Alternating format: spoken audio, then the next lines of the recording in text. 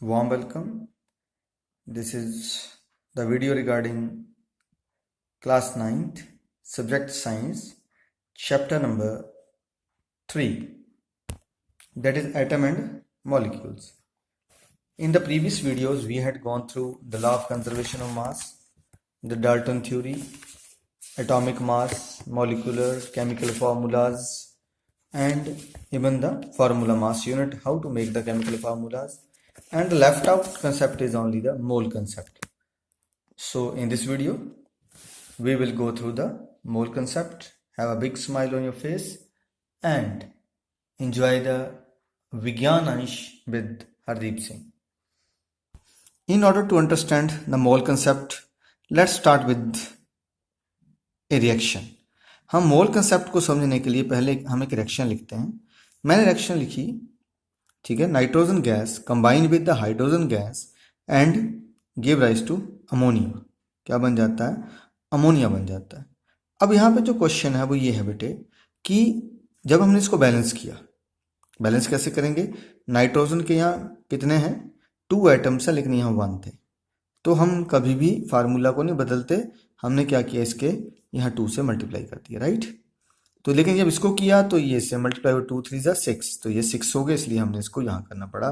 तो जब हमने इक्वेशन को बैलेंस कर दिया, राइट, बैलेंसिंग ऑफ इक्वेशन के बाद हम इसको 2 तरह से बात कर सकते हैं. देखिए कैसे लिख सकता हूँ मैं. अब इसके कुछ नहीं है, इसके आगे 1 है तो इसका 1 मॉलिक्यूल है, इसके आगे 3 है तो 3 मॉलिक्यूल है, इसके आगे 2 है. तो एक तो मैं ऐसे लिख सकता हूँ, देखिए 1 molecule of nitrogen gas combined with 3 molecules of hydrogen gas to form 2 molecules of ammonia. बात समझ आ गई? 1, 3 and 2 ये कॉम्बिनेशन होगा. एक तो हम इन टर्म्स ऑफ मॉलिक्यूल बात कर सकते हैं. याद रखा, पहला टर्म किस टर्म में बात की हमने अभी? इन टर्म्स ऑफ मॉलिक्यूल्स, कि कितने कितने मॉलिक्यूल रिएक्टेंट के हैं और कितने मॉलिक्यूल हमारे पास किसके बन रहे हैं? प्रोडक्ट के. दूसरा मेथड होता है इन टर्म्स ऑफ मास. जब मास की बात कर रहे हैं तो रिएक्शन वही है हमारी. कौन सी रिएक्शन मैंने की अभी, है ना? N2 plus H2 give rise to NH3. फिर इसको बैलेंस किया था, ये 2 थे इसलिए यहाँ 2 लगाने पड़ गए, यहाँ हमने 3 लगा दी, राइट. अब मास कैलकुलेट करते हैं नाइट्रोजन का. आप जानते हैं नाइट्रोजन का मास कितना होता है? पता कुछ कितना होता है? 14. तो नंबर ऑफ एटम कितने इसके? 2, राइट, है ना. तो अगर इसका मास कैलकुलेट करेंगे तो क्या करेंगे? 14 इंटू 2 दैट इज द क्या बन गया? 18. 18 यू बताया था क्या है. पहले तो इसको क्या बोला था? Atomic mass unit. बाद में इसको क्या कहा गया? यूनिफाइड मास. अब हाइड्रोजन का कंसेप्ट, यहाँ हाइड्रोजन का लेते हैं. हाइड्रोजन के कितने नंबर ऑफ एटम है? 3. सॉरी, कितने नंबर ऑफ एटम है? देखिए 2 यहाँ पे है, नंबर ऑफ एटम 2 हो गए, बट मास कितना इसका खुद अकेले का? 1. तो formula 2 into 1 that is equal to 2. लेकिन अब कितने, है ना, कितने मॉलिक्यूल हैं इसके? 3 मॉलिक्यूल हैं, तो इंटू 3 तो क्या आ गया? 6 यू आ गया. क्या आ गया आपके पास? 6. ठीक है जी. अब सामने अमोनिया बना. अमोनिया में फार्मूला तो वही रहेगा, NH3. N के लिए क्या कहा? 14 एक ही है, प्लस H कितना है? 1 इंटू 3, तो 14 प्लस 3 कितना हो गया? 17. लेकिन कितने मॉलिक्यूल बने इसके? इसके 2 मॉलिक्यूल बने, इसलिए हम इसको 2 से मल्टीप्लाई कर देंगे. तो कितना बन गया ये? 34. ठीक है, यूनिफाइड मास. अब इसको कैसे बोलेंगे हम? देखिए 18 unified mass of nitrogen gas combined with the 6, है ना, unified mass of the hydrogen gas to give 34, ठीक है, यूनिफाइड मास ऑफ अमोनिया. तो हम इस तरह से बात भी कर सकते हैं. तो जब हमने इसको 2 तरह से बात की है तो अब क्वेश्चन ये आया. अब ध्यान से सुनिए मेरी बात. एक बार तो हमने इसको कैलकुलेट किया इन टर्म्स ऑफ इनका मास निकाला है. क्या निकाला? ध्यान रखिएगा, दोनों मैं बताऊंगा दोनों बेटर क्या है. देखिए इस टर्म में जब हमने बाय मास की बात की है तो हमने इसके मास को कैलकुलेट करना पड़ा. तो क्या किसी रिएक्शन में मास गिवन होता है? तो मास तो गिवन ही नहीं होता. तो सिर्फ क्या दिया होता है? हमें दिए होते हैं नंबर ऑफ मॉलिक्यूल्स. इसलिए इन नंबर ऑफ मॉलिक्यूल्स में इसको रिप्रेजेंट करना क्या था? आसान था. ठीक है, नंबर ऑफ मॉलिक्यूल्स को रिप्रेजेंट करना आसान था, दैट्स वाई। इसलिए एक नया कंसेप्ट आया कि नंबर ऑफ मॉलिक्यूल्स को क्यों ना हम क्या करें, we should group it into a, ठीक है, हम इसको क्या कर दें, group it into a single unit. इसको ग्रुप बनाने की बात चलने लग पड़ी। तो यहां के बाद क्या, तो आपको यहां क्वेश्चन आ जा सकता है कि which method is better, it's mass और इट्स द मॉलिक्यूल्स। तो क्वेश्चन क्या बताया अभी, in a chemical reaction number of atom और molecules are directly indicated, so it is better to refer the quantity in terms of number of molecules और atoms rather than in mass. कभी question आ जाए कि why it is better to refer the quantity in terms of number of molecule और atom rather than in मास, तो आपका answer क्या आएगा, because in a chemical reaction number of atoms और मॉलिक्यूल्स आर डायरेक्टली इंडिकेटेड। तो ये इस question का आंसर बन जाएगा उस टाइम पे। और फ्रॉम द अबव डिस्कशन अब क्या हुआ, हमारे पास मोल की डेफिनेशन आ गई। And what is mole, one mole is the quantity in number having a mass equal to its atomic or molecular mass in gram. ध्यान रखने वाली बात है, वन मोल वो क्वांटिटी थी जहां नंबर हैविंग ए मास, वो वाले नंबर जिनका मास एटॉमिक मास या मॉलिक्यूलर मास का ग्राम के इन ग्राम्स बराबर था। यहां से क्या समझ आया, अगर हम किसी का मॉलिक्यूलर मास पहले क्या लिखते थे, हम पहले लिख रहे थे, ऑक्सीजन का ले लेता हूं मैं, कि अकेले ऑक्सीजन एटम का मैंने लिया 16U, ठीक है, तो ये क्या है, दिस इज द, है ना, ये क्या था उसका एटॉमिक मास। लेकिन जब मैं इसको कैसे रिप्रेजेंट करूंगा मोलर के साथ, तो इसको क्या लगा देना, यू हटा के सिर्फ क्या करना है, जी लगाना है, बाकी सेम ही रहता है, ठीक है। So in honour of Italian scientist Amedeo Avogadro, तो एमिडो एवोगैड्रो के, ठीक है, उसके ऊपर वन मोल कंसीडर हुआ। कैसे लिखा जाता है इसको, एन के पैरों में 0 एंड नॉट, तो one mole is fixed as, one mole की वैल्यू कितनी आई, 6.022 इंटू 10⁻23, एक मोल इसके बराबर घोषित हो गया जी। तो अगर आपका ऑक्सीजन एटम है तो इतने उसमें एटम होंगे, अगर कोई मॉलिक्यूल है तो उसमें इतने मॉलिक्यूल होंगे, अगर वो आयन होगा तो इतने आयन होंगे। ध्यान रखिएगा, बात समझ आई ना बात। मान लीजिए मैंने लिख दिया Na पॉजिटिव, तो सोडियम के आयन, ठीक है, कोई पूछे वन मोल सोडियम आयन कितने होंगे, 6.022 इन 10⁻23 आयन। अगर मैंने इसको आयन को हटा दिया, ऐसे लिख दिया, तो क्या बन जाएगा, 6.022 इन 10⁻23 एटम, ठीक है। अगर मैंने NaCl लिख दिया तो ये कंपाउंड बन गया, तो इसके साथ क्या आ जाएगा, मॉलिक्यूल्स। तो इस तरह से कांस्टेंट हो गए। तो एक याद रखना, जैसे डजन में कितनी चीजें होती हैं, 12 होती हैं, राइट। और एक ग्रॉस में कितनी होती हैं, 144। वैसे याद रखिए 12 डजन का ग्रॉस होता है, 12 डजन का क्या बन जाता है, ग्रॉस। तो 12 12 144, और 12 की रेज़ टू पावर 3 कर दी जाए तो वो बनता है ग्रेट ग्रॉस। क्या बन जाता है, ग्रेट ग्रॉस। तो दिस वैल्यू इज 1728, 1728, तो इसको ग्रेट ग्रॉस के नाम से कहते हैं। ऐसे ही अगर आप कई बार पेपर लेने जाते हैं कागज लेने जाते हैं, आप बोलते हैं अंकल जी एक दस्ता दे दो, और दस्ता क्या, क्वेरी, तो इसकी वैल्यू 24। एक दस्ते में, एक क्वेरी में कितने कागज होने चाहिए, 24 कागज होने चाहिए, ये चेक कर लेना चाहिए। जब आप पेपर लेने जाते हो बोलते हैं अंकल जी एक रिम दे दो, तो जैसे रिम, ये वाला रिम है, RIM वाला नहीं होता, REAM रिम, तो उसमें कितने पेज होने चाहिए, 480। कैसे, जो एक रिम है वो 20 क्वेरी का बनता है, समझ गए। तो 24 इंटू 2 तो 480। मोस्टली शॉपकीपर इसको 400 में बेचते हैं। 80 पेज निकाल लिए, हर 5 के बाद एक और सेट तैयार हो जाता है उनका, ठीक है। इसी तरीके से अगर 2 रीम हो तो उसको क्या कहा जाता है, बंडल। क्या कहा जाता है, बंडल।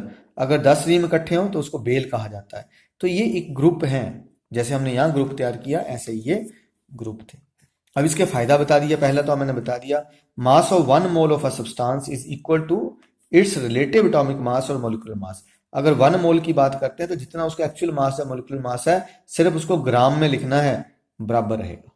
दूसरा, atomic mass of an element give us the mass of 1 atom of that element in atomic mass unit. कहता है अगर हम एटॉमिक मास देख रहे हैं तो किसके बराबर होगा, ये किसी भी एलिमेंट का, ठीक है, उसके मास of 1 atom of that element in atomic mass unit. तो उसके एटॉमिक मास यूनिट में किसी एक एलिमेंट के एक एटम का जो मास होता है वही हमारा यहाँ पे कैलकुलेट हो जाता है। थर्ड, अब क्या हुआ, अगर हमें मास ऑफ 1 मोल ऑफ एटम निकालना है, किसी भी एलिमेंट का एटम हो सकता है, तो आपके पास मोलर मास किसके बराबर हो जाएगा? We have to take the same value, वही वैल्यू रहेगी, मैंने पहले कहा, just change unit from U to G, value वही रखनी है। जैसे मैंने किसके एटम की बात की थी अभी? ऑक्सीजन की, मैंने कहा 16U है, ये उसका क्या है? दिस इज द, ठीक है, पढ़ा है एटॉमिक मास यूनिट। और मुझे क्या कहा जाता है? इसका मोलर मास निकालो, तो टेंशन ही लेनी, 16 का 16 रहेगा, सिर्फ क्या लगा दिया? जी लगा दिया। ठीक है, तो यहां से क्या पता लगा? हमें पता लगा कि जो क्या है, मोलर मास जो है वही तो क्या है? ग्राम एटॉमिक मास है। तो molar mass is equal to gram atomic mass. बात समझ आ गई? ये चारों पॉइंट अगर आपको समझ आ जाते हैं तो आपके लिए न्यूमेरिकल करने डैम इजी हो जाएंगे। फिर चलता हूं, एक बार रिवाइज करते हैं जरा सा इनको। पहले मैं क्या बोला? अगर कोई 1 मोल ऑफ सब्सटेंस की बात करता है, ठीक है, तो उसके एटॉमिक मास के बराबर ही रहता है, कोई फर्क नहीं पड़ता है, ध्यान रखने वाली बात है। ठीक है, mass of 1 mole of substance is equal to its relative atomic or molecular mass. देखिए कैसे, मुझे किसी ने बोल दिया कि 1 मोल ऑफ किसका निकालना है? ऑक्सीजन गैस का निकालो। तो बेटे ऑक्सीजन का हमें पता 16 इंटू 2 कितना आया? 32। तो सिर्फ क्या नहीं लगाना, अगर हमसे क्या पूछा है तो यू की जगह जी लगा दो, बस वही आ जाता है। तो उसका मॉलिक्यूलर मास ग्राम में रिप्रेजेंट कर दिया उसके बाद। दूसरा, atomic mass of an element, यहाँ किसकी बात करा? मॉलिक्यूल की बात करा या एलिमेंट की बात करा? तो सेम वही रहता है, उसके बराबर रहता है। और थर्ड पॉइंट में हमने क्या किया कि सिर्फ यू का जी लगा देना, दोनों बराबर रहते हैं। तो यहाँ कुछ एक एग्जाम्पल भी दे रखी है इन्होंने, हाइड्रोजन की, मैं वैसे बता रहा हूँ।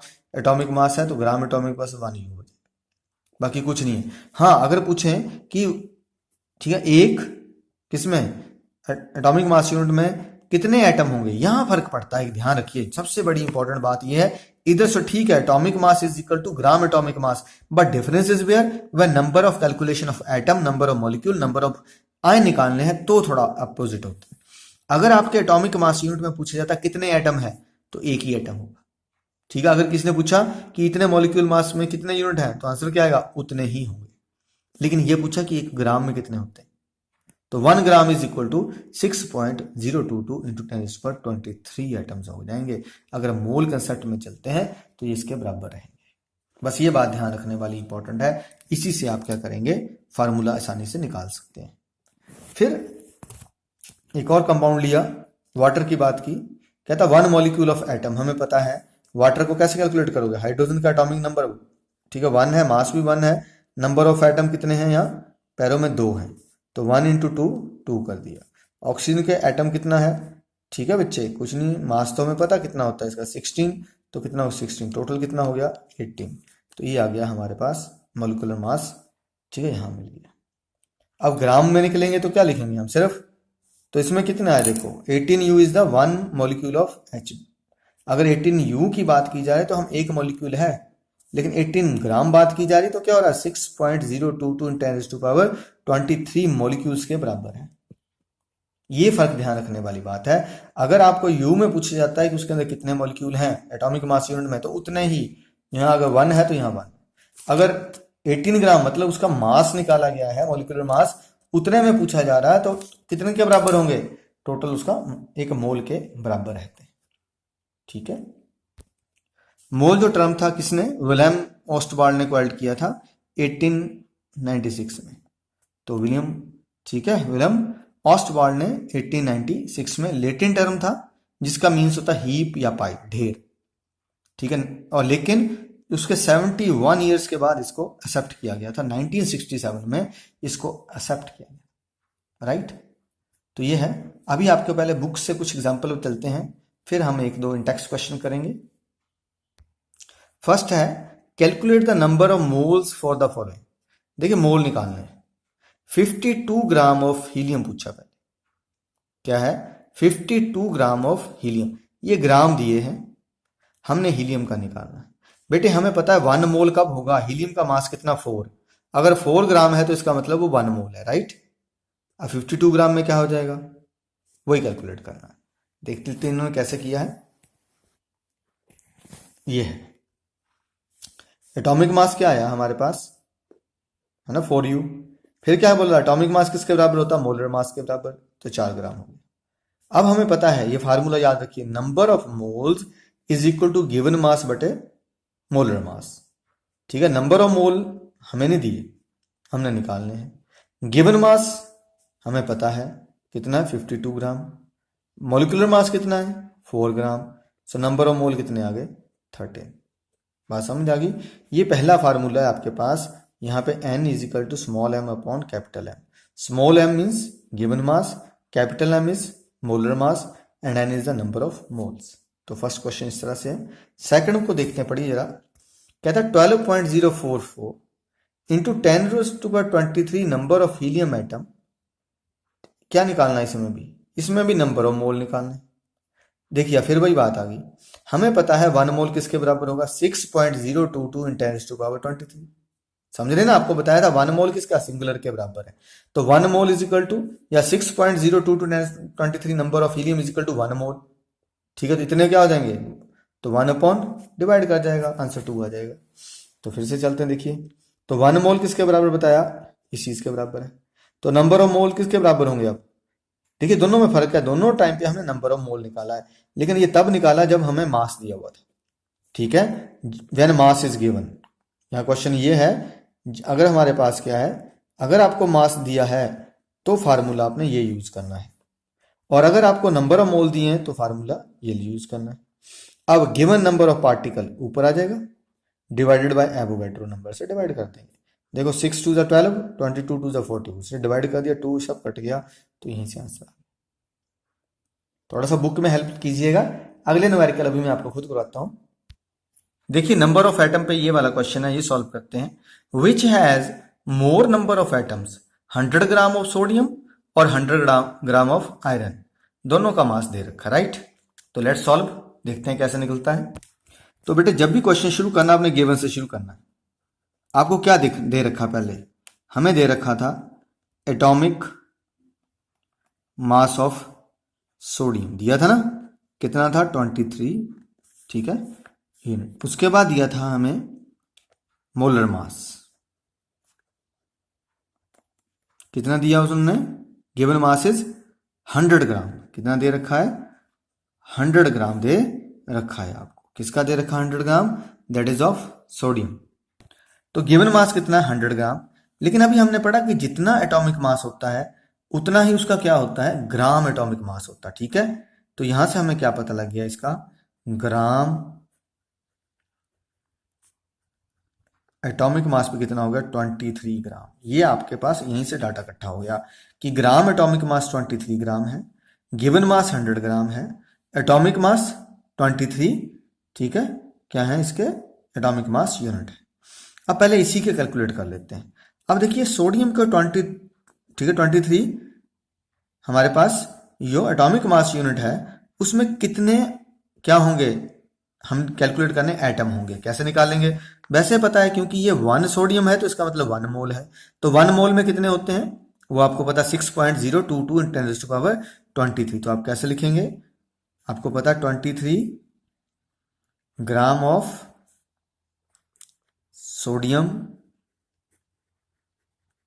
contains 6.022 × 10⁻23 atoms, right. ये तो हमें पता था, हमें 23 ग्राम का पता। अब क्या निकालोगे आप, 1 ग्राम निकालो। 1 ग्राम ऑफ सोडियम कंटेन कैसे करते हैं, मैथ्स में पता आपको, इसको वहीं रख देते हैं और जो इधर वाला होता है कहाँ पहुंच जाता है, डिवाइडेड बाय हो जाता है। अब हमें कितने में से निकालने हैं, हमने निकालने हैं 100 ग्राम से निकालने हैं ना। 100 ग्राम ऑफ सोडियम कंटेन तो क्या आएगा 6.22 × 10⁻23 डिवाइडेड बाय 23 × 100, राइट। इस तरह से आप कैलकुलेट करेंगे। जब इसको और इसको मैं मल्टीप्लाई करूंगा तो क्या आ जाएगा, देखिए 2 जीरो लगी तो ऐसे 62200 इंटू 10⁻23 अपॉन 23।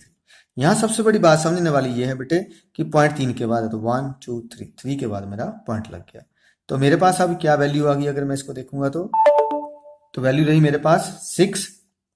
अब देखिए 602.2 डिवाइडेड बाई 23 इंटू 10⁻23। अब मैं इसको डिवाइड करूंगा 23 2 ज़ा 46, तो मेरे पास क्या आ गया, पहले 2 आ गया, राइट। 46 में से कितने आ गए, 46 और 4 50 14। अब मेरे पास कितने बन गए 142, तो 142 16, हाँ तो हम 142 किससे चल जाएंगे, 6 से चल जाएंगे। ठीक है, 6 3 जा 18 है ना, 6 3 जा 18 और कितना बना हमारे पास 6 12 138 आ गए, राइट। तो ये 6 से चले गए। अब आगे क्या लग गया पॉइंट, तो 142 में से 132 माइनस के 6 62 आ गए। फिर कितने से जाएगा मेरे पास, अब ये 22 फिर 2 से चला जाएगा। तो इस तरह से हम इसको कैलकुलेट कर सकते हैं। लेकिन एक ध्यान रखिए कि हमने पॉइंट को इधर को शिफ्ट कर लेना। जब हम इस पॉइंट को इधर शिफ्ट करेंगे तो वैल्यू आ जाएगी 2.6 इंटू 10⁻²4, क्योंकि जब हम इधर को शिफ्ट करते हैं तो एक वैल्यू यहाँ बढ़ जाती है। तो इसमें इतने एटम है, ये तो यहाँ कैलकुलेट हो गए। चलिए, एटॉमिक मास ऑफ आयरन कितना है 56, ठीक है, यूनिट्स है। ग्राम एटॉमिक मास में हमने इसको कन्वर्ट कर दिया, लेकिन गिवन मास कितना था, हमें 100 ग्राम दिया हुआ, राइट। फिर वही, अब 56 ग्राम ऑफ Fe मतलब आयरन कंटेन कितने होंगे, इसमें भी पता ही है क्योंकि एक यूनिट है। तो this is equal to Avogadro number, that is 6.022 into 10⁻23 है ना। यहाँ क्या आएंगे हमारे पास एटम, क्योंकि ये अकेला एटम है। फिर हम 1 ग्राम निकालेंगे, कैसे निकालोगे, 6.022 इंटू 10⁻23 डिवाइडेड बाय 56। फिर हमें 100 ग्राम दिए हैं, फिर 100 ग्राम ऑफ कंटेन, फिर वही सारे का सारा मेथड रहेगा। थोड़ा स्पीड अप कर रहा हूँ ताकि आपको आसानी हो जाए समझने के लिए। इंटू क्या हो जाए 100 बेटे।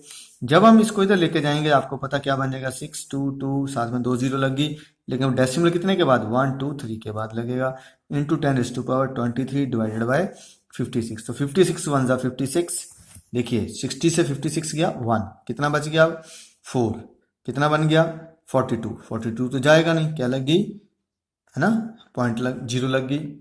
तो 10 फिर लगा पॉइंट, अब क्या बन गया 422। अब 422 लगभग कितने से चल जाएगा हमारा 7 से लगभग, तो 10.7 इंटू 10⁻23। हमें पता पॉइंट इधर को शिफ्ट करना है, तो ये बन गया 1 इंटू 10⁻23 एटम। अब देखिए दोनों में क्या फर्क रहा, ये आया Fe के एटम्स है ना, 100 gram of Fe contain 1.707 10⁻23 atom.